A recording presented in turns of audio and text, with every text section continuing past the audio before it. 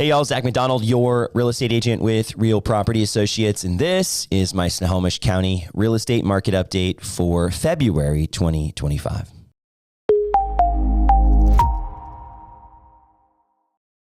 Well, Snohomish County, how are we doing? It's been a wild week with the weather. It's been an interesting start to the year, I would say. As we're looking at some of the data here, we're seeing that the inventory levels are picking up quite a bit. We're seeing 38.6% more houses coming on the market this year than last. We're seeing more sales activity, 11.4% more pending sales this year versus last year. These are all really good things to see as we're heading into the spring market.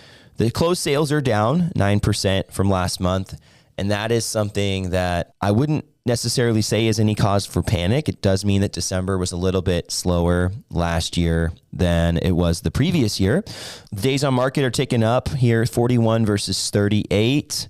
So that's a little bit more time to sell than last year. But again, this is usually the low point of the year. It's something I talk about every year. We have these cycles and seasons in real estate. Right now is typically the end of the downward part of the seasonal cycle for the fall into the winter. And then we start to see things picking up in Snohomish County. So if we look at month over month, we're seeing that the median sales price is down a little bit. Again, bottom of the cycle, $769,950, but that is 5.5% more than last year. And so the month over month is typically a better metric for real estate, at least in Seattle, because you get to see how those seasonal trends are affecting the housing prices, and it's also adjusting for those seasonal trends, right? And the average sales price is also up 5.3% year over year, so about the same. And houses are selling for right at asking price on average, so 99.9%. And again, pretty normal to see for this time of year. There's not as much supply on the market, which means that we're not going to see as much of the downward pressure on prices, but we're also not seeing enough pressure from buyers yet to see a lot of houses selling over asking price. And again, that's already starting to shift. So we're looking at data from last month, but the last few weeks have been getting a little bit more competitive, and that is pretty normal. That will be reflected on next month's update. So we've got inventory right around a month in Snohomish County, which is a little bit more than last year, but about where you'd expect to be this time of year. And as I mentioned, we're heading into the upward part of the seasonal cycle into the spring. And historically speaking, the spring is the best time to list a house. It's not necessarily the best time to buy a house, although many people are looking to buy now.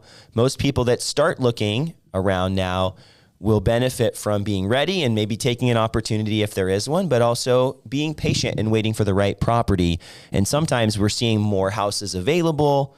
There's usually way more inventory in the summer and even in the early fall. So for buyers, it's not bad to get started now. It's actually good.